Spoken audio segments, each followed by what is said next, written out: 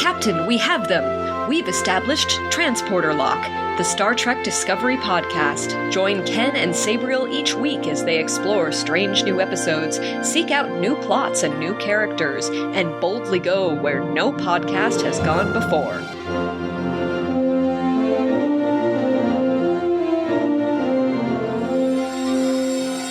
Hello and welcome to Transporter Lock episode number 70 for Saturday, December 19th, 2020. I'm your co-host, Chief Engineer, Ken Gagney. And joining me, as always... I am the Guardian of Forever! I think I've heard that voice before. It goes back decades and decades. Welcome back, Guardian. Hi, I'm Captain Sabriel Maston. And this is not the third take of our introduction. No, not at all. And joining us for the fourth time on Transporter Lock, for the first time to talk about a show other than Picard, is the Chief Archivist in the Federation Archives, Amanda. Hello, Amanda. Hello, hello. Welcome back to Transporter Lock. It's a pleasure to hear your voice. It's wonderful to be back. We were just chatting before the show. The last time we were talking Star Trek, we were also watching Star Trek together in the same physical space. Weird. Wild. And the before times were so long ago. Yeah. It feels like a lifetime ago. It does. Oh my gosh. But we for those who haven't heard those previous episodes of this show, can you tell us a little bit about yourself? So my name is Amanda. I am a librarian, and I have been a Star Trek fan for as long as I can remember. My parents were Star Trek fans back with the original series, and we used to watch it as a family together. So I really grew up watching Star Trek, and we were very excited about this new show, a little dubious about this British actor going to be a captain. How strange. Before we really knew anything about Patrick Stewart. So we were very excited about that. I remember watching the first episode ever when it aired live, and just being so excited about it. So yeah, I've been a lifelong Star Trek fan, and I'm very, very excited to get to talk Star Trek with other Star Trek people. You know, it's nice to know that even though you and I didn't meet until decades later, that on Monday, September 28th, 1987, you and I were doing the same thing at the same time. We were watching the same show. Yeah. Yeah. Probably on the same Boston channel. Would it have been WLVI or... Oh yeah, that we were definitely. I was watching it. So my family, we didn't have cable, anything fancy like that, and sometimes the reception in our living room was not great, so we had to watch it upstairs in my parents' bedroom because the antenna on that TV had a better angle out a window. Wow. Yeah.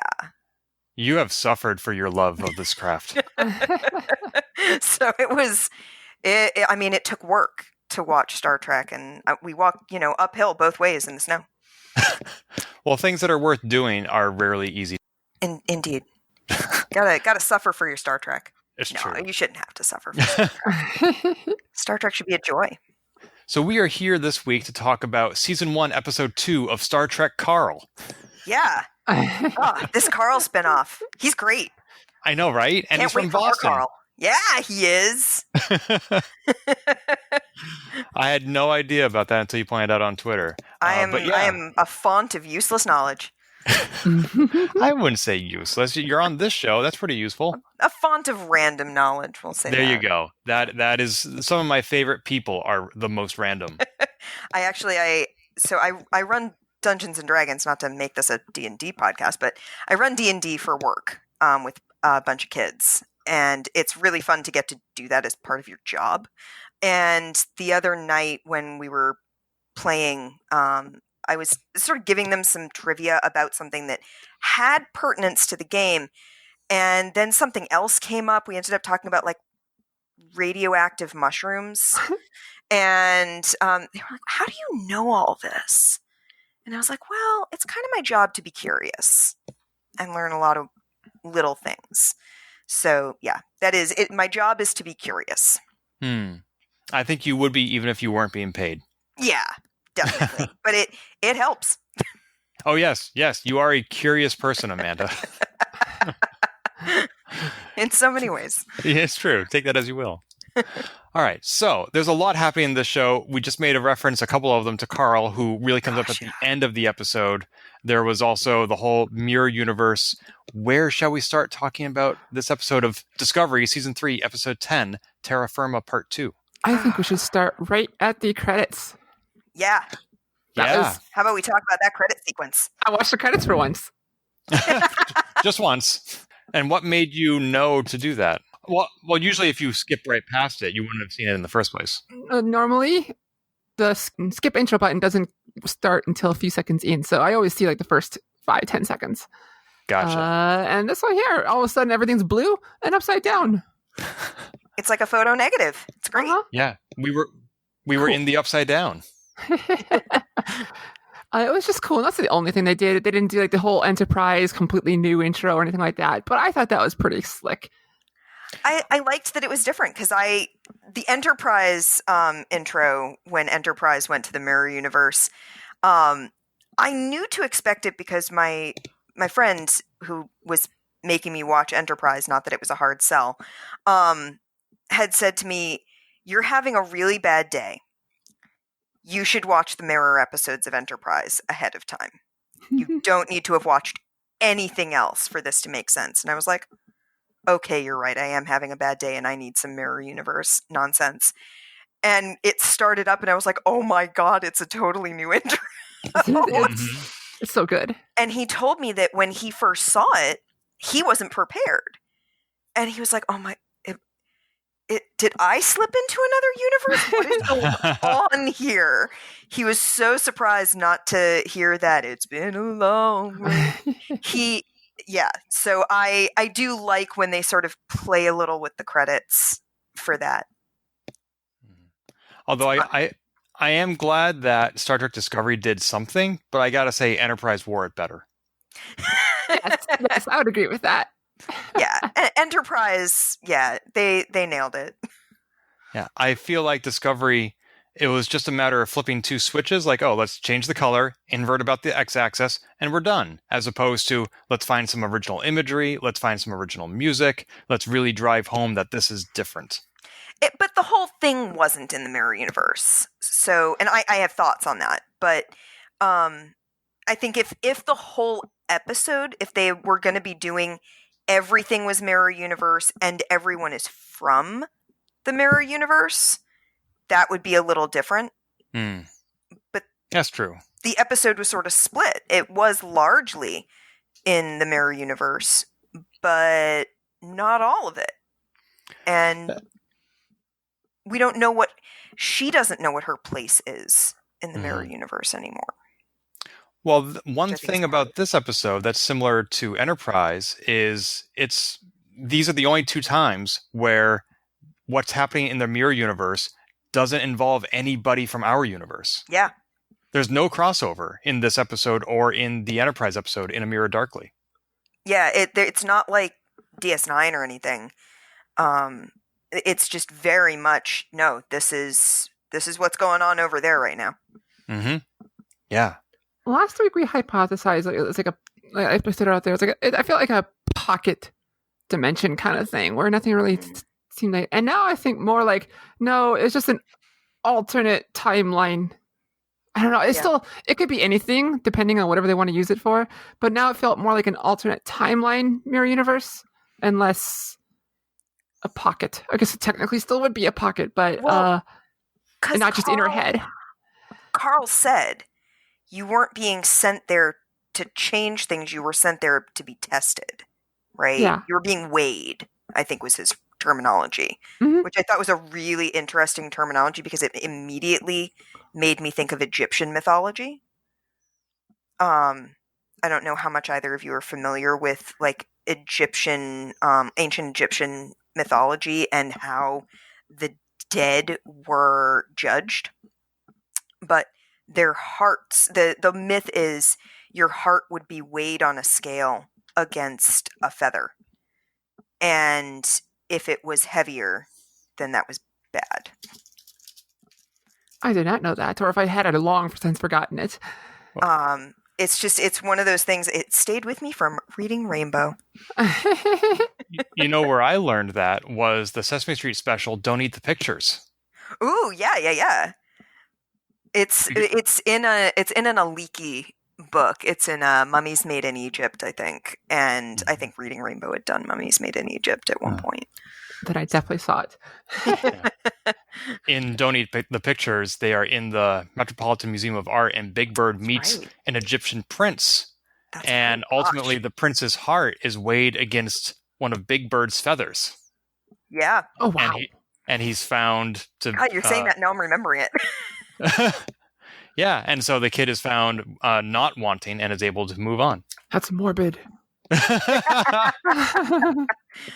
But yeah, it was the weighing of the heart was part of it. So I immediately thought, because there's this like ancient Roman thing going on in the Terran Empire, that they've got this very, they actually mention like Rome and the empire and all of that. And I thought, wow, so they're really like, they're doing this ancient Roman thing. And then you've got Carl being like, you were being weighed. And I was like, oh, he was weighing her heart. Mm-hmm. He was checking to see whether her heart has gotten any lighter. But he also implied that what happened in that pocket dimension will continue to reverberate once she is gone, because Saru will continue to help people. Yeah, she let a Calpian go through for her eye. Mm-hmm. I mean, maybe it's like he's just leaving the Sims running while you go out and do errands. And so it's not real, but it's not fake. Or maybe that reality has branched away from the other Terran reality. Exactly. I think that's what it has to be, because if there was only one Terran timeline, then Georgiou would be dead. Right. And clearly she's not. She's here. Yeah. Well, we don't know where she is right now. I mean, we figure we'll find out when she gets her own spinoff. Exactly, which am I looking forward to. Cannot wait. That kind of goes up to the next thing that I talk about. Like, it was much later in the episode where most of the crew thinks she's dead. Yeah. Well, Michael, Saru, and her no different. But that funeral scene at the end did not feel earned to me. Yeah, I saw your notes on that. It felt off. I don't know how to put it into words exactly, but like, did most of these people even have interactions with her on the show? I mean, clearly they could have off camera, but even if they did, like, this didn't feel right. And maybe it's just because we know she's getting her own show. And I don't like, as a viewer, but as a viewer, I don't feel like it's earned, even if it's something that would happen in universe and makes sense to happen. It just didn't feel right to me. It felt off. Well, they knew this character longer than they knew Nan, who did not get this kind of send-off. And they also knew some sort of Emperor or Captain Georgiou. Now, Burnham said that what I feel for you belongs to you, but not everybody necessarily had the opportunity to distinguish them, this Mirror and Prime Georgiou. And maybe some of the crew is just like, it's nice to be around a Georgiou. And now they have to experience losing her again. Yeah, I feel like this is one of the consequences of having short seasons. And when you've got a long season of a show, when you've got a season that goes on for, like 20 episodes, you can show some little interactions between characters that don't necessarily drive a plot, but do drive character development for minor characters. And this is, I think, a weakness of the short season format in general. And I don't mean I want a whole lot of episodes of filler, but when you've got a longer season, there are a few more opportunities within each episode to have little interactions between characters that don't drive the overarching plot. And you can get away with that sometimes when you've got, everyone working down in engineering. So, you've got Adira and Stamets having, a conversation, and that makes sense. And that lets you have some character development. But how many members of the bridge crew do we still not really know terribly well, because they've only had one or two little moments. And if we had a longer season, maybe there would be more opportunities for them to have had interactions with this different Philippa. But we have to be so focused on plot all the time that those little grace notes of character development don't always get to happen.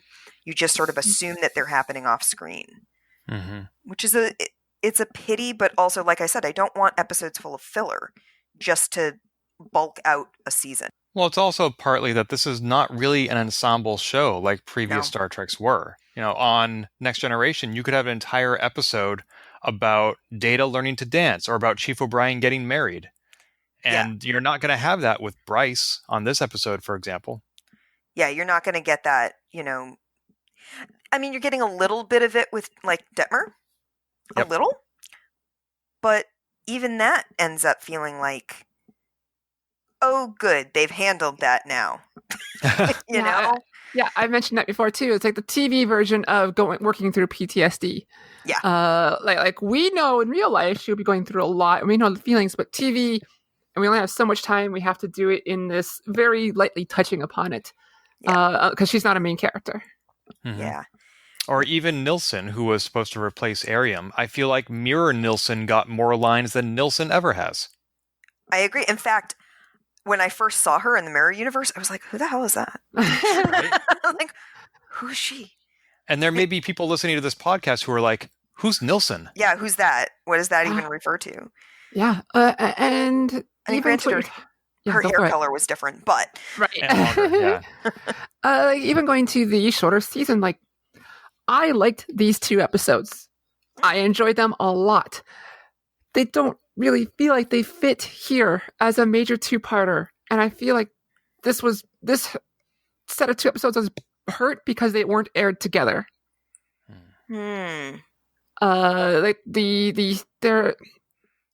really felt like they should have been released the same week to me.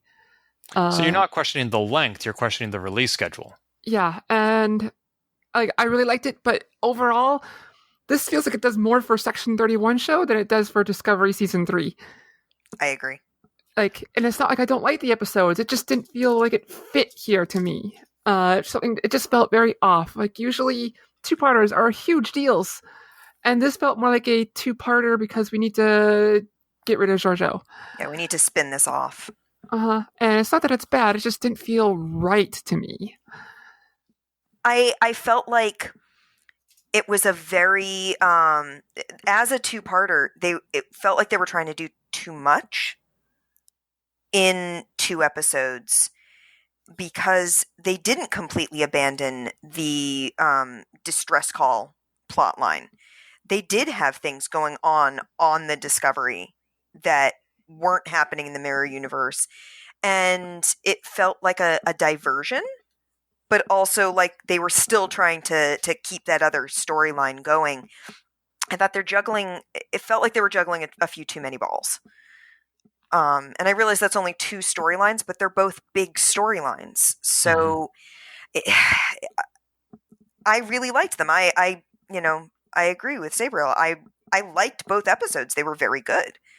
But it didn't feel like this was a 2-parter episode that furthered the main plot, which is how you normally assume a 2-parter episode is going to fit into the structure of a season. Well, it's not unusual for shows to have what are called backdoor pilots, where instead of having a single episode that they show the networks to see if it gets picked up, they have an episode of an existing show focus on one of the characters, or even introduce a new character who then goes off and gets their own show. And so even if there isn't a Section 31 spinoff, which we know there will be, this is at least a proof of concept that they can show, because once Georgiou went through that portal into the Mirror Universe, until the point where she died and came back, there were no interruptions. They never broke focus to go look at what was happening on the Discovery. Yeah, it was sort of a can she carry a show? Right. And she can. I mean, my God. Michelle Yeoh's amazing. Oh my God, what, Brie? Yeah. She can carry a show. Oh. Yeah, I just had a chill thinking about her scenes here. Like, I've loved her for years, but man, when she's not doing the snipping snide remarks because her character's hurting in this season. Man, she can act so well. Oh. Well, even Saru pointed that out. He said her barbs were glorious. Yeah. And I'm like, yes, I agree. Yeah, total agreement. And Michelle Yeoh is amazing. She's always been amazing. And I was so excited to see her in Discovery right from the outset. When I tuned into the first episode of Discovery and I was like, oh, Michelle Yeoh, yay. And then she died. And I was like, but Michelle Yeoh, no. So it was really exciting to have the mirror universe of her back. And I would assume it was fun for her to play two versions of the same character. And I've always assumed that for any Star Trek actor who gets to play a mirror universe version of themselves, how much fun is that to get to play this alternate version? And how much fun is an actor to get to do that sort of character development? Because you have to think, I'm the same person and my motivations are probably related but a little bit different. So I've got to find a new tack that lets me keep this character as this character, but not this character. Yeah. And that's such a really fun challenge to think about. And just how much fun, did Sonequa Martin Green have playing evil Burnham? Yeah. Right? You could tell she relished that at times, that it was just fun to play. But she's still Burnham. Mm-hmm. So, yeah, I would assume that Michelle Yeoh had fun with that because it just seems like such an interesting challenge. So, yeah, I enjoyed watching her do it, but I did enjoy the more caring, contemplative moments that she showed in this. That's a big thing for me. Like all through her scenes in Discovery, all the seasons up till now, she's had to play that caricature of a character. And usually her scenes, she's not the focus. Usually it's someone else. And now she finally got the camera on her. And we get to see these heartfelt moments. Yeah. That were so well done. And, so good. So good. We get to see her actually act besides doing the caricature of a character. Right. Mm-hmm. So it's like the flip side. Yeah. It's the flip side of people from like the regular cast getting to play their evil selves. Here she is getting to finally play like a different non sort of evil, nasty version of her character. And she was really torn when this past week, that character, because in the Terran Empire, she would slaughter entire races left and right. When she first came to the Prime Universe, she was ready to blow up Kronos.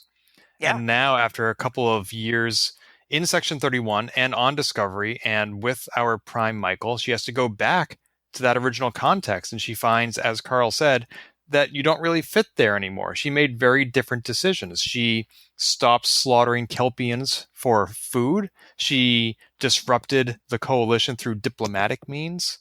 Did you find that it was believable that she wouldn't immediately go back to her Terran ways?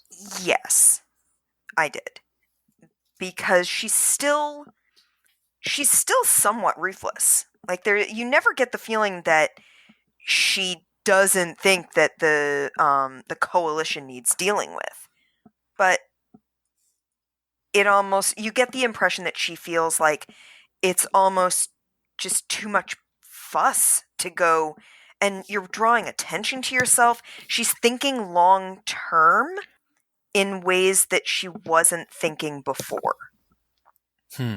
I feel like she's thinking, how can I make sure the Empire survives after me? Not just, how can I make sure that the Empire is strong right now? Mm-hmm. And going and blowing a whole bunch of things up makes me look strong right now, but it maybe puts me in a weaker position later. She even mentioned Genghis Khan and how he learned that you have to let people worship their own gods, which was interesting because it made me wonder what mirror universe Genghis Khan is like. Yeah. Nice guy. It's like, hey, let's all unify. Right. So sweet. Yeah. One of the ways I tried to frame my thinking of this episode was if it was Prime Universe Michelle Yeoh trying to pass herself off as Empress Georgiou, what would have been different? So, for example, I can imagine Prime Georgiou doing some of the same things, like sparing all the Kelpians and using the diplomatic means. But then you still get the mirror Georgiou who says to Burnham, go slaughter all your teammates, and who originally put Burnham in the agonizer in the first place. Those are not things our Prime Georgiou would have done. So there is still a lot of that mean streak to her. And I thought that was an interesting blend of who she was and who she is. She even said, like, she is doing what she has to do to fit in, basically. When she's talking to Mirror Saru. It's like, he's like, who are you? You are very much not the Emperor I know. Back where you came from. And she tells him, like, you have to do what you need to just survive. And that's her fitting in to survive here. That was an interesting wording from Saru, go back where you came from, because he even said you're not Terran, and she is Terran, and this is where she's from, and yet she doesn't fit in. I mean, didn't they say earlier in another episode, God, maybe I'm misremembering, that there's an actual difference in how Terrans' brains work? That's what implied, but I think the only physical thing we really know is, Glasses Guy has mentioned that. Yeah. Whether it's true or not, we don't know, or that's his interpretation. Yeah, I thought that was really an interesting thing to state. And I was like, oh, really? Okay. That's a little weird. But if that's actually true, then she's actually managed to change her own way of thinking. And I kind of like that there's this idea that, oh, maybe we thought that biology determined something about you, but maybe it doesn't have to. And that's, now we see it. We see that playing out, that if it's true that her biology should have, in theory, dictated her being cruel and evil, but she's not as much. She still is cruel in some ways, but she's thinking differently now. Then you have this idea that biology doesn't dictate who you are. And even at the end of the episode, when she thinks she's being sent back to the Terran universe, she says, no, I will not go back there. Yeah. Even though Saru said go back where you came from, and that would be going back where you came from, she doesn't want to do it because she knows she doesn't fit in there. She would not last long. It feels like, and she knows it. Yeah. I was wondering when she let Saru go through the Varahai, what might be different in the mirror universe, because not everything that is good here is bad there. Like, I love Chief O'Brien as an example. He's a good guy in any universe. Yeah. But some things are different. And I was wondering, Saru is the one person who is kind of the same in both universes. And I wondered if that would remain true. And it did. But the Varahai could have turned him into a raging monster. Who knows? I mean, he apparently did get super strength that allowed him to throw Culber up into the ceiling, which was awesome. We've seen that super strength before, but it's so rare. And to see a Culber launched up into the ceiling, it's pretty fun. And when he comes out with his machine gun phase pistol, he's just holding it so awkwardly. It was hilarious. And he was the one cradling Georgiou's body as she died, and her and the rest of the crew was just standing there watching, which surprised me a little bit, because I would think one of them would say, get your hands off her, you filthy Kelpian. I think maybe it's shock.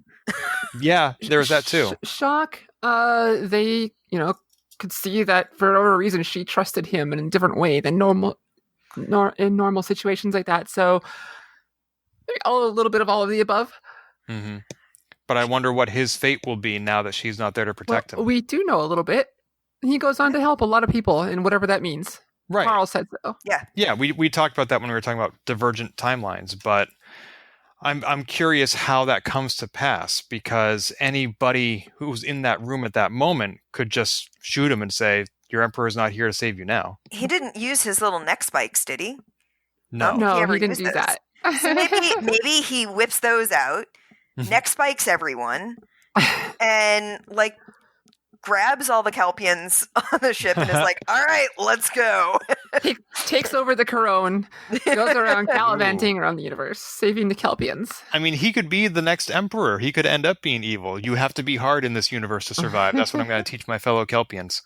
Or maybe not that, but a rebel leader, and like a ruthless rebel leader, fighting against the Empire, and in just as ruthless a way, but fighting against the ruling power. Higo helps start the Klingon-Cardassian alliance. There you go. Although I did find that last scene where everybody was fighting in the agonizer room, that was kind of brutal, especially the way Nilsson died. Oh, yeah. Just a shot to the head, which they then went back and panned across to make sure you saw it. Right in the forehead. Yeah, it's got to hurt. I mean, not or for long. not. Yeah. And I wish that Mira Culber, I don't think he got any lines. I think he had an amazing costume, but no lines. He just got to look evil with his grin. That's about it. And he has his grin when he's wearing red and just has that, just the eyes make the difference. Like it can be the same grin he's doing in Happy Prime Universe, but when he has his eyes, it's just like oh man, he does it so well. It's not surprising that he turned because the Emperor killed his lover. That's right. Yep. I didn't think of that. Yeah.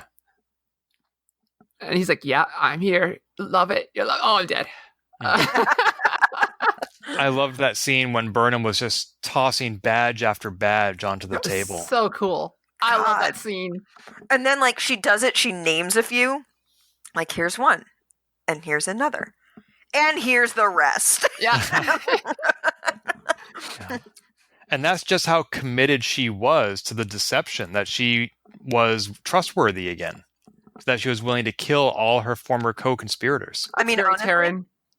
I wouldn't have expected anything other than from a Terran in that situation, because if she knows that the conspiracy has been revealed and she knows that she's still got a job to do within it, then yeah, she's going to kill all her co-conspirators, and they should expect no less from her. Right. Yeah, instances of self-sacrifice in the mirror universe are practically non-existent. So I would not expect her to spare anybody or say, hey, I'm just doing this to fool her. Get out while you still can. No. Right. Although I am disappointed that when they finally hunted down Dugan, another one of her co-conspirators, that we didn't get to see the planet he was orbiting, which was Mirror Risa. I know! I was looking, there were cities on it, but there's like no warp travel. So like it's not the pleasure planet that we know. Because they're like, there's no warp signatures in whatever parsecs, like whatever space unit they used. But that means it's not the resort that we think of it. I'm looking in Memory Alpha. It says Risa in this episode is depicted as having a ring system. Unlike in prior depictions, this may be a feature unique to the Mirror universe. So maybe one of the moons exploded, and that would not make it a very good pleasure planet. I mean, maybe, but like Vulcan has like, sometimes like no moon, sometimes it has one, sometimes it has two. I was reading about that recently. That's fascinating. Isn't Risa like isn't it terraformed, or it's under a dome? Like the pleasure parts of it are under a dome or something? Let me look this up. I don't remember that. I'm looking at the Memory Alpha page for Risa. The word dome does not occur. I know they have I think nor does terraform. They have regions that have specific weather that they control. I know they have weather control. Really nasty, like weather, if they're not doing weather control on it. That's what I'm thinking of. Yeah, that was like one of the episodes that they were there, like on TS9 or something like that. Yes, a technologically sophisticated weather control system that produced almost constantly desirable weather. They also have industrial replicators and seismic regulators. Yeah, so think about the planet without all of that. Oh. Yeah, that would be very mirror-like. That was where I was going with that. Was they've made their planet real nice as a pleasure planet, but the planet without all of that technology is not that nice. It's got earthquakes. It's got tremors. It's got nasty weather. So yeah. When you talk about Mirror Risa having tremors, I'm thinking of these giant worms underground.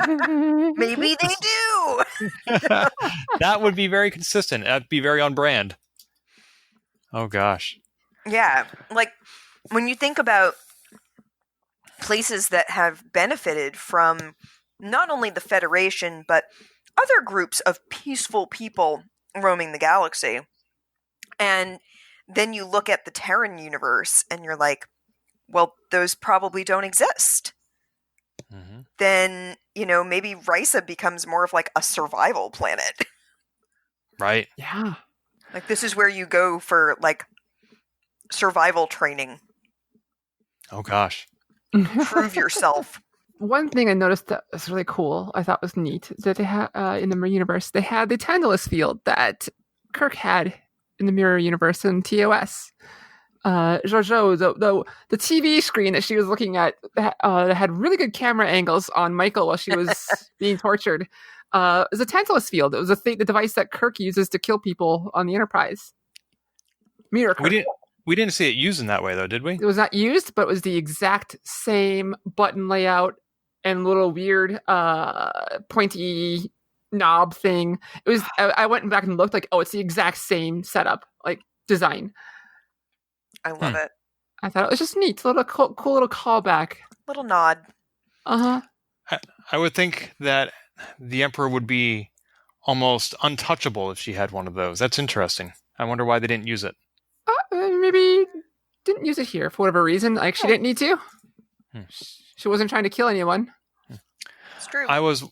sorry, go ahead, Amanda. No, it's true. She was... I mean, when she was looking to have people taken out, she had Burnham do it for her.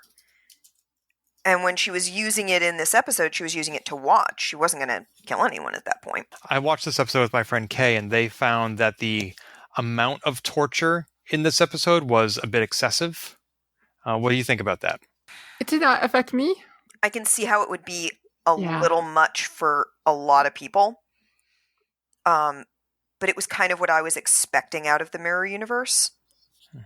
Yeah, it wasn't too much for me personally, but but I mean, I watched some of what's the Marvel TV show, Daredevil. Yeah, I got through halfway through that, and there was a scene with a suburban door and a head that I'm like, okay, I'm done with the show. I'm done with the show. I never went back, and that was a very short scene. So I mean, it's all subjective, but for me here, this one is not too big, but oof, yeah, Daredevil. Oof.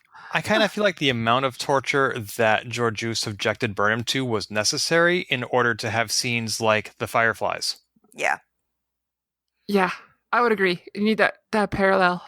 Mm-hmm. You need to have seen how much they've broken her down, or how much they think they've broken her down, before it feels even remotely realistic that Mirror Burnham would turn.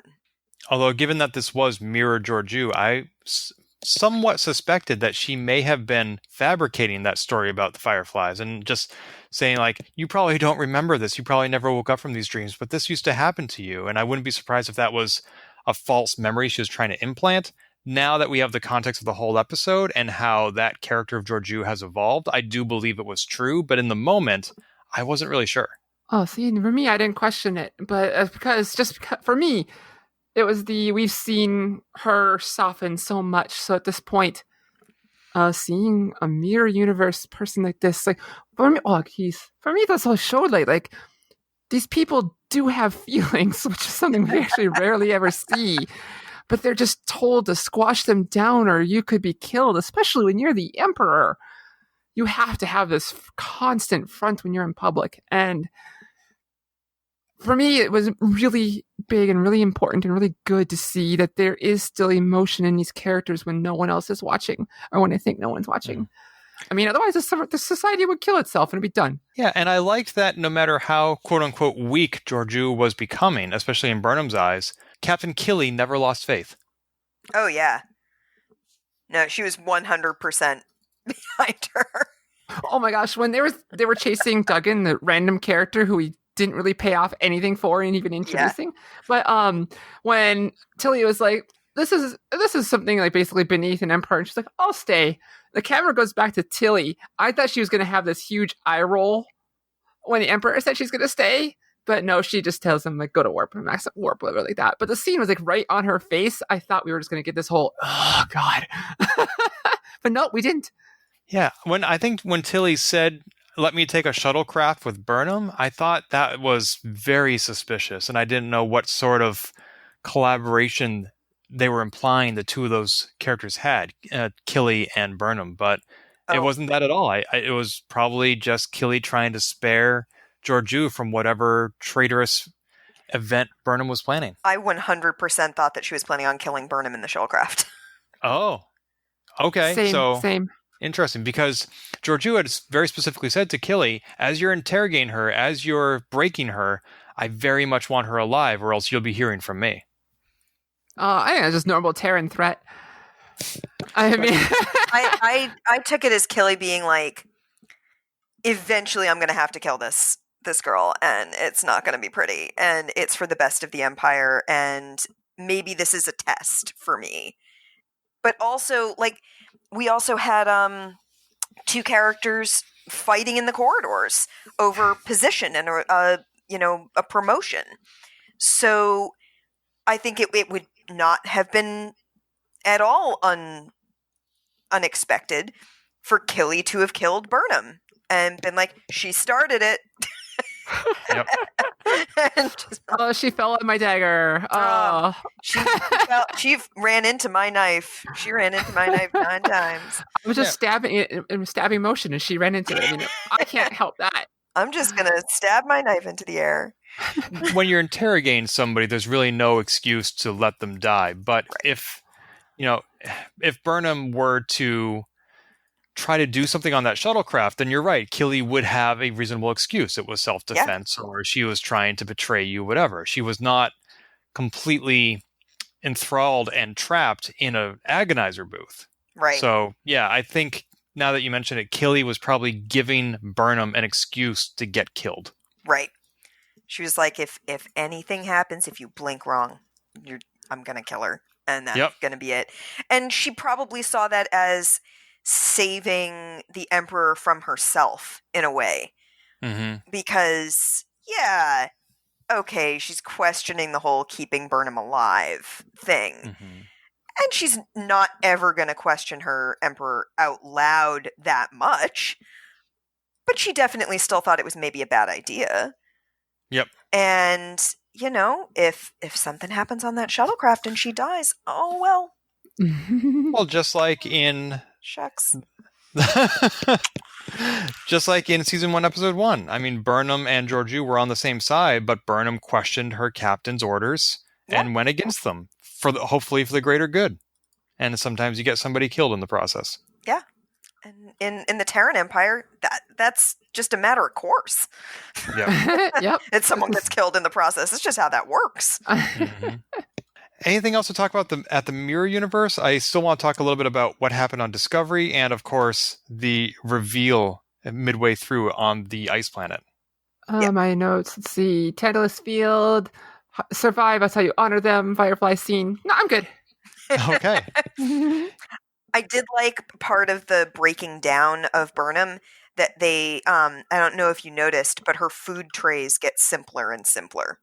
Oh, I did miss that. It starts out with she's got a full meal on her tray and she slams it against the wall. And the next one, it's like a bun and something with it. And the next one, every one of them gets more bare bones until it's at last just a slice of bread. That's why it was just a slice of bread. Because every one of the trays gets worse and worse. So even if she's refusing to eat it, she's being given less to refuse to eat. So even if she sneaks a bite, there's less for her to sustain herself with. Uh-huh. And I liked that was a part of it, that it wasn't just a matter of the agonizer, because that feels like something that you could really just, especially in the mirror episodes in general, the agonizer, it's oh, yep, throw him in the agonizer. Oh, yep, more agonizer. Yep, the agonizer's the only thing you do. But no, that's not the only way that they're breaking her down. They're also breaking her down by saying, okay, if you're not going to eat, we're not going to give you anything to eat. So That's a very good eye for detail there. I totally missed that. yeah, by the time she eats, there's not much to eat. You know, we talked a little bit about Georgiou leaving toward the end of the episode. There were some nuances there that we didn't get to, like she said that all the things she's learned from Prime Burnham, she had the opportunity to learn from somebody long ago, somebody named San, who we heard her crying her name in those flashbacks. You know, it's weird that this molecular structural breakdown from being in a different time in a different universe originally manifested itself as flashbacks. You know, we never really figured out what the tie-in was to her dying and that particular moment in her history. And we still don't know who that character is. No, we don't. But yeah, that's I really like that. How exactly you just quoted that. Like, she had a chance to learn this long ago. Like, what does that mean? Is it because you mentioned the son was in a book? I can't read now. Top of my head. Is that a kid? Was it a relative? Do we know, or is it just a name? I didn't read the book, nor did I read the that's right, synopsis, because I'm somebody who reads Star Trek novels, as you are, Bree, and it's possible that I may read that one, so I was avoiding spoilers, which, as you know, I loathe.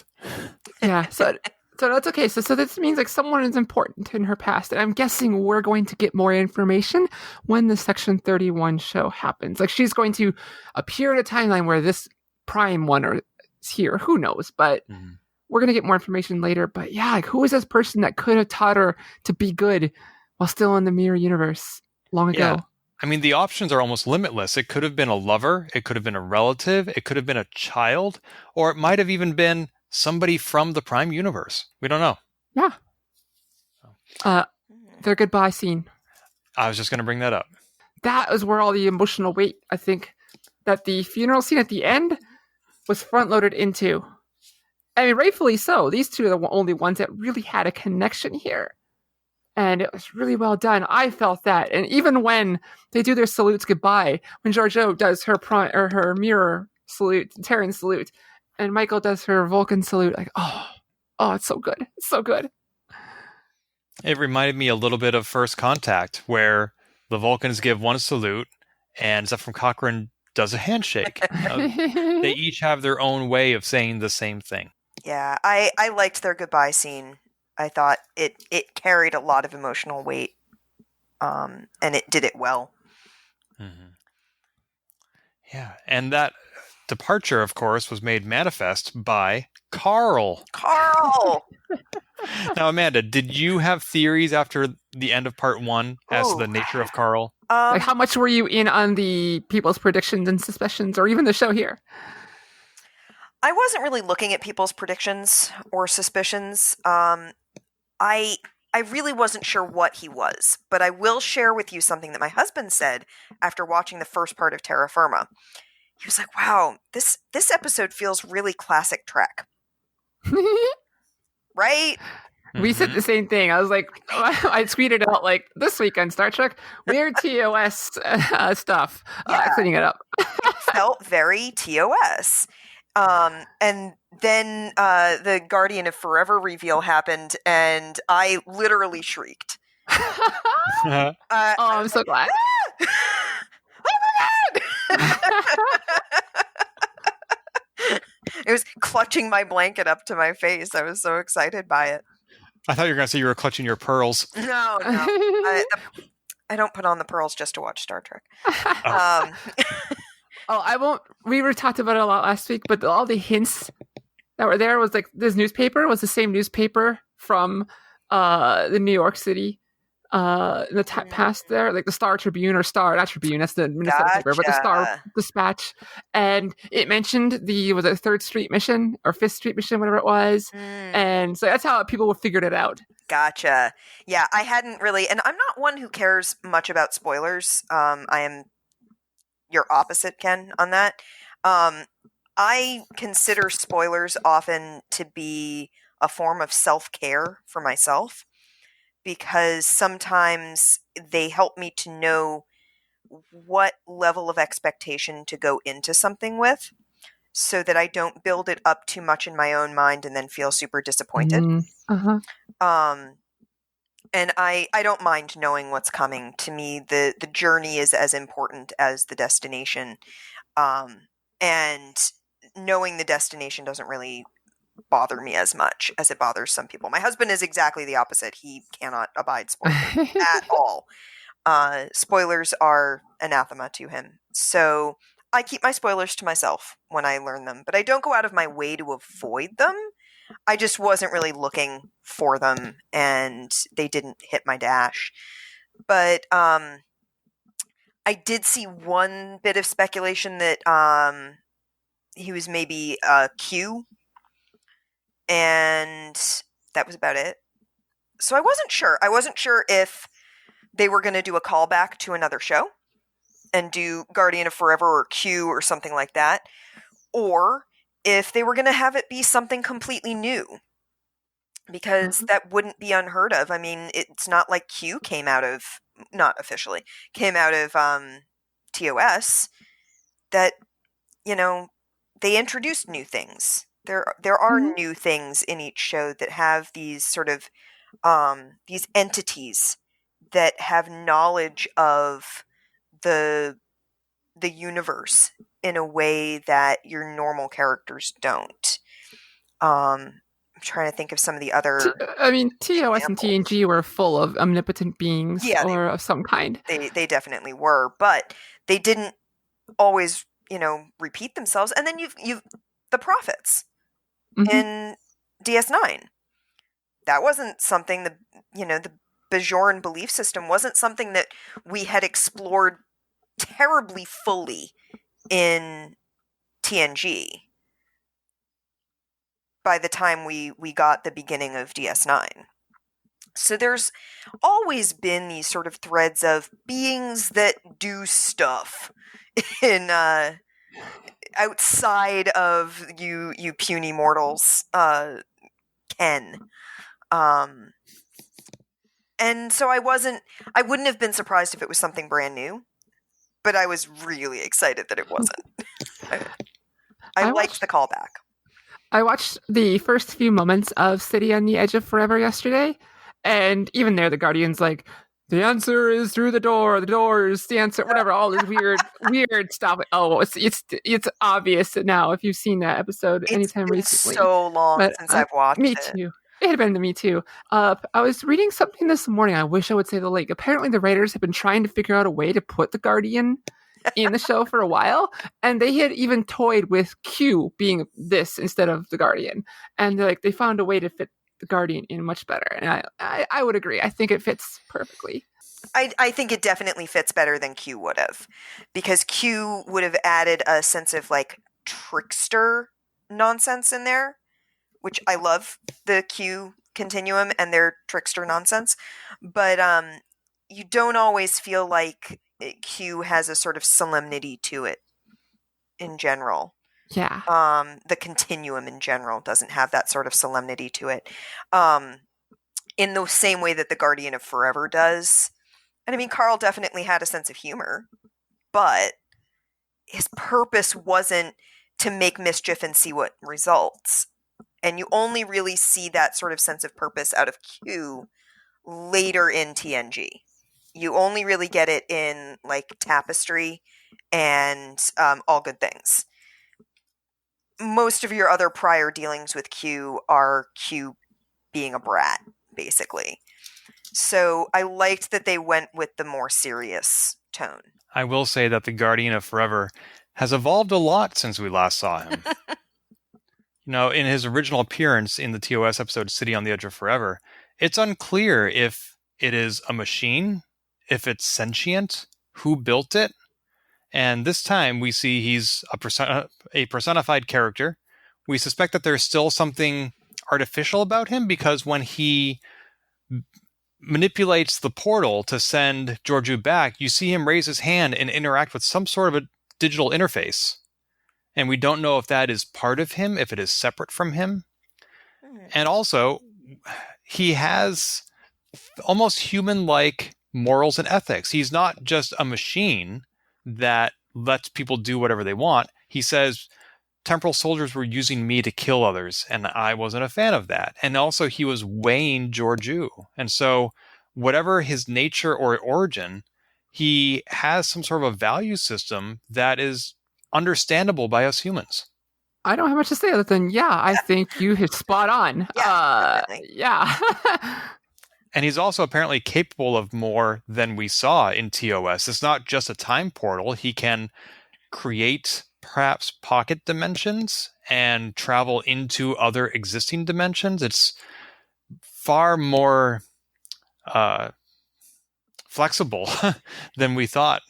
Yeah, if it's not a pocket, he can at least see the different alternatives. Right. In multiple dimensions. Such third-dimensional thinking we have.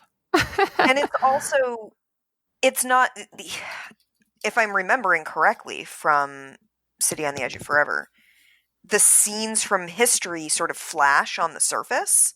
Mm-hmm. And that's not at all what this was. No, I think he mentions like a maker, or like Kirk is like, can you just show us a specific time? He's like, no, I can only show it at this speed. Right. Oh, I am omnipotent, but I am limited. And so there's some limits to him. Maybe he did a lot of self-reflection living alone for so long. He was just able to really hone in on it, on his skills, practice a lot. Or even the temporal war might have made him like, oh man, this stuff, I didn't think it would be too big a deal now. Oof da. Yeah, I did like the references to the temporal wars. And he's even able to physically relocate himself, and yet in a way that the sphere data found predictable. Yeah, time and space are like one and the same, so I could see him moving around. Yeah. But yeah, that the sphere data could figure it out. It's just interesting connection. It's interesting to me because in the City on the Edge of Forever, it looks like the Guardian exists among ruins. And you wonder if, first of all, like, was he the cause of whatever happened to these people? How did he or it survive? And yet here, we're presented with the possibility that the Guardian Forever is completely divorced from the context in which he was originally discovered. That might have just been where he was hanging out that day. Yeah. It's like, I think I'll be on this planet today. I like the rumors. They're pretty. Even though we couldn't see him when Michael and Georgiou originally arrived. For all we know, he wasn't even there yet. And showed up when they arrived? Yeah, we don't know. I like the idea that the sphere data was able to predict it. I'm wondering if, he's a temporal entity. It's an entity that is able to produce time travel, right? So, as we know from Star Trek, temporal stuff can be it can be sensed for. Like there are ways to use sensors to discover temporal rifts and the like, right? So I like the idea that maybe it's not constantly giving off anything in a way that like anyone's looking for, but the sphere was advanced enough to be able to tell that there's something here, and it was also over here at this other time, and it's been here at this other time, and it has this particular signature to it that says, it can travel in time and through universes. Cool, there's your answer. Good luck. Yeah. Have fun. Dress warm. Although, we were talking about how there are a couple of different plots in this episode, including what was happening on the Discovery. I found it to be very unfortunate editing that Carl reveals himself to be the Guardian of Forever, and we immediately cut back to Discovery, which has nothing to do with what's happening on the planet, which surprised me because when the Guardian was first discovered in TOS, they were specifically going to that planet because they were on red alert after going through some violent time distortions surrounding the planet. And so I highly expected Discovery to say, as soon as the Guardian revealed himself, Captain, our sensors are going off the scale. Like, something is happening down that planet, but we can't tell where or even when it's happening. And none of that occurred. It was like, here's something really interesting that's happening. Let's cut away to something that is unrelated and less interesting. You're right. It was completely disconnected. Like, it's almost like they filmed this stuff from Discovery like a week or two. Like, I mean, obviously they did because outside scenes and like that, but they just like, the filming of these feels so divorced and so unconnected, except for where they forced them to be together. Like, she's back. I'm gonna go take care of her, or we're going out here. Like otherwise, the scenes on Discovery could have been anywhere and fit into any episode almost. Mm-hmm. Again, going back to this just feels odd in this placement. Yeah, I feel like they could have continued the scene on the ice planet without interruption up until the moment Georgiou left, and then cut to Saru talking to the holographic admiral. And you can infer from what is discussed in that scene that Book applied Osiris technology to figure out the subspace communication. We didn't actually need to see that spelled out. If you think about it, it was implied in everything that came afterward. So that also tells me like, oh, if this was displayed, like showed to us on screen, that this is going to be important in the future. And that puts me to, can we trust the device? Book says he used it on his ship. Can we trust it? I mean, that's a segue here, but I guess, but I wasn't trying to push it off the other topic, but you're right. Like everything there was kind of like, it could have been off screen. Yeah. I found it suspicious that they were suspicious of Book because, I mean, I have Wi-Fi repeaters in my house, and that's basically all he was using. It's not like full of malware, and it's not downloading their database. They have more reason to be suspicious of Georgiou, who for a brief while there was inadvertently helping control last season. We've never seen any such malice from Book. Except for the first episode where he left Michael to her own. True, but Discovery has not seen any of that, and that was a year ago. And I feel like they're not going to go that route for him. No. Or if they do, man, that feels like doing him dirty. Yeah, it does. I really like his character. Mm-hmm. I like what we've seen of him. I like what's been implied of him. I like that he's grown as a character. I feel like they've done a really good job with him this season of letting him grow as a character in ways that feel natural without needing to spend massive amounts of time on him in every episode. Which I think the show does struggle with, which we were talking about, that like the minor characters don't always get a chance to really have character growth in ways that we recognize. So yeah, I feel like you're right, Sabriel. It would be doing him dirty to do that to him as a character, because I think they've done too much good with him to do that. But I also understand the sort of reticence to accept that what he's doing is safe. I don't think they think it's malicious. I think they think we're in a time and place that we know very little about, and we know that there are some very nasty forces out there that don't have our best interests at heart. And how much do we really know about the technology that we're using? How much do we really know about this person who's giving it to us? We have to be careful, even if we want to believe that he's, checked this thing over, or that he doesn't have any ill will towards us. We still have to be so careful. Mm-hmm. Last week I questioned, like, what's going to happen to the Federation? Like, the way they were talking, like, oh, something big is going to happen while Discovery is away. And this week I left feeling more like, oh, shoot. Vance sends Discovery away not only to help Georgiou, but to keep the dilithium and the ship away from these quote-unquote military exercises. He's protecting an asset. Yes. That's my hypothesis here. I'll go. This goes into not watching the preview this time.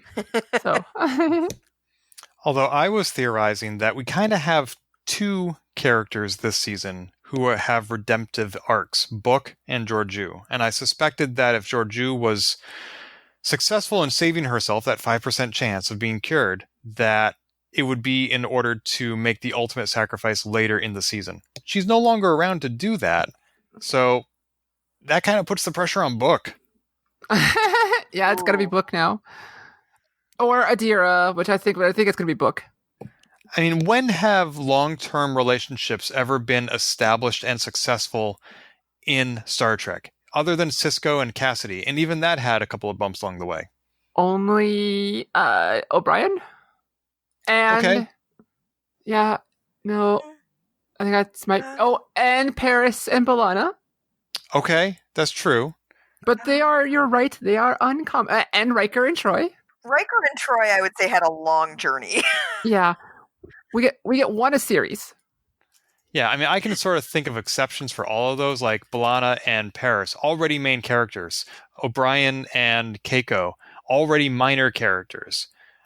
Burnham is a main character, and they're introducing somebody new in season 3 to be her partner.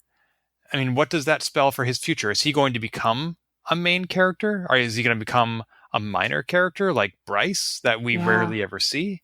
Or is he going to ride off into the sunset? Yeah. Oh, and Kira and Odo. But you're right. There's more. I don't want to get any nasty messages from friends. But yeah, what does that mean? Like, does he get added to the show? I mean, the show is so full of minor characters. I guess I could see it where he's just around once in a while. I mean, like, hell, even Jet this time, they even laugh about it. Stamets is like, where the hell have you been? Like, I haven't seen you in forever. Yeah. Not supposed to have food in here. That was a good scene with Book as well, because they're like, you're not supposed to have food in here. She's like, it's candy, it doesn't count. And he's like, I read the manual. And then he That's not in the manual. Comments. Yeah. And then he's like, because he read the manual, he could tell Jet, no, candy's not allowed here. Food's not allowed. You're supposed to have that. It was a fun little scene. But yeah, okay, yet another minor character for us to have to focus on now. Well, I could see Saru going to him and saying, hey, we just lost Michelle Yeoh. We have an opening in the cast. It's true. Although even Michelle Yeoh, when she appeared, it was not in every episode this season, and her appearances were listed as special guest star in the opening credits. She was never considered part of the permanent cast. That's true. I did notice that because I actually watched the credits this time. But I did forget. I mean, let's be fair. Michelle Yeoh is very special. She is. So, I'm torn on where Book fits in to things, because I really like the character, as I've mentioned, and I really like what they've done with him so far this season. But yeah, how are they going to keep him around? How are they going to justify keeping him around? Where does he fit in with this crew? Does he take off at some point? But yeah, I don't know where they're going with him. And I'm kind of dreading having him be a sacrifice. Not yet again. We already had a Book die this way as a sacrifice. We can't do it again. No. Firefly, if you don't know the reference. I do. Yes. Unfortunately. Yeah, there still remains a lot to be seen. And we have only a few episodes left in this season. We are definitely coming down to the home stretch. We've got, 3 episodes? Yeah. I think so. Yeah, 3 left. And as far as I know, I haven't seen that one of them is called That Hope Is You Part 2. I still think they're doing weird stuff with these titles. I know, right? Yeah. Yeah, I'm looking at the last 3 episodes' titles right now. And yeah, I'm not seeing that. I mean, maybe it'll be like kind of how All Good Things in TNG was Encounter at Farpoint Part 2. Yeah. I mean, I think we're going to just come back to some. Apparently, we're probably going to get some similar themes to the first episode of the season at some future point. Yeah. Or Unification Part 3. That was how many years? 20, 30 years apart? Who knows? Yeah. All right. Any closing remarks about Terra Firma Part 2? No. I said my thing. I liked it, but it didn't fit. Yeah, it felt like a holiday special. Yeah, no, I mean, that's what I was saying last week. It's a Wonderful Life moment. Yeah, very much. And much as I liked it, I do feel like it. Backdoor pilots don't usually take up 2-parters. So, yeah. I can't think of another backdoor pilot that was a 2-parter in a season without any other 2-parters. I'm thinking of all the shows I know that have done backdoor pilots, and I can't think of any. Even Highlander didn't pull that nonsense. I mean, a lot of spin-offs don't have such deliberate attempts to set the character off, which is what a backdoor pilot does. For example, Frasier is a spin-off of Cheers, but there was no backdoor pilot within Cheers. It's just like, oh, people like Frasier. Right. We should give him a show. Yeah. And I know people who watched several seasons of Frasier without even realizing it was a spin-off. They're like, oh, it's related to Cheers? Yeah, I mean, there are a bunch of shows that you don't realize are spin-offs. There's, there's a whole bunch of them where you're like, oh, right, that character was in that show. Huh. And then, of course, there's the whole, like, Tommy Westphall universe thing. I don't know if either of you know the Tommy. You talking about the snow globe thing? Yeah, the Tommy Westphall theory is that almost all television exists in a single universe. Oh, no. Oh, look it up. It's bonkers. It's great. Okay, I will include a link to that in the show notes. Yeah, it's a glorious, huge spider web of shows that have to exist because of this. It's like, oh, well, this character crossed over into this show, so they definitely take place in the same universe. But then because this other character crossed over, like, character from show A crossed into show B, so A and B take place in the same universe, but then character from show C also crossed over into show B, which means that A and C also take place in the same universe, and it's this spider web that goes from there, and there are like certain points that are like hubs for that, like Law and Order is a big hub for that sort of thing. And yeah, it connects things that you would not even remotely think are connected. But if every crossover means that those two shows take place in the same universe, then eventually the network hits so many things. Thank you. Was it General Hospital? Oh, it was the original? I think maybe.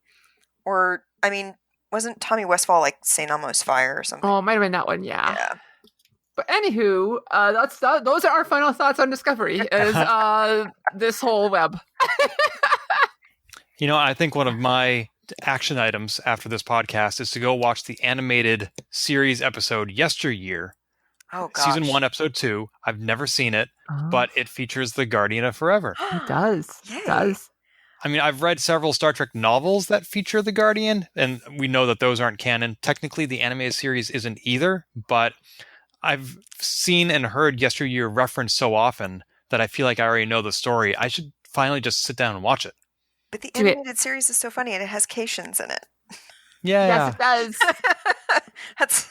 That makes me so happy. And it has and yeah, it's so bad, but I love it.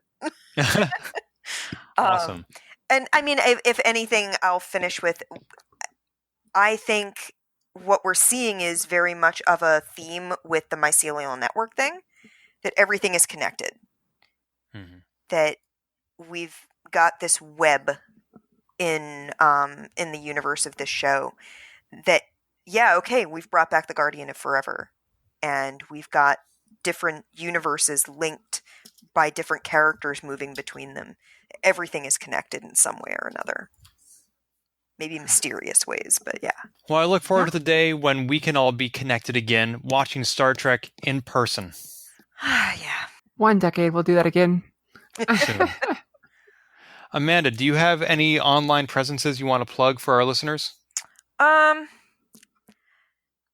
none of them are really connected to Star Trek.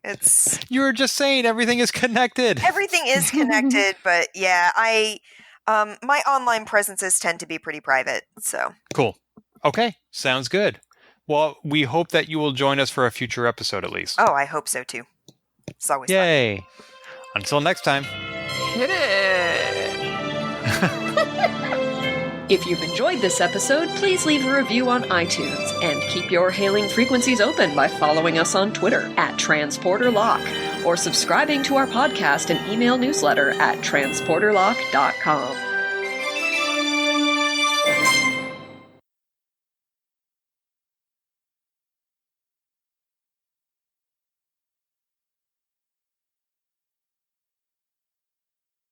Hello and welcome to Transporter Lock episode number 70 for Saturday, December 19th, 2020. I'm your co-host, Chief Engineer Ken Gagney.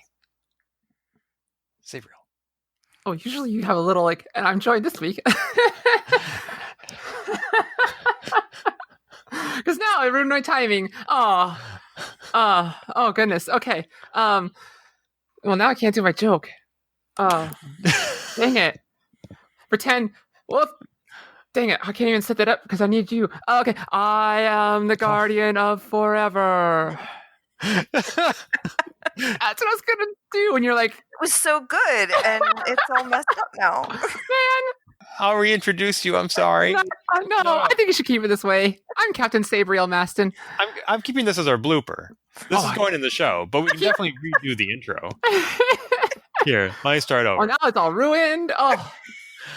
Hello and welcome to Transporter Lock episode number 70 for Saturday, December 19th, 2020. I'm your co-host, Chief Engineer, and joining me as always is my other co-host. Yeah, that didn't work either. What do you want? What do you want from me, Sabriel? What do you want? Work with me here. You have to talk to me. So, well, usually you go, you don't even, there's a wording you usually do, and I can't even, how do you usually do it? And joining me as always. Yeah, like that. Okay, fine. And so you're throwing me off, and you didn't even know it. You didn't even know you're throwing me off. This is the worst part. I refuse to be original then. I will go back to my template, and I'll just be a robot. I'll send you a recording so you can have the show without me from now on. Oh, no, just the intro. Fine.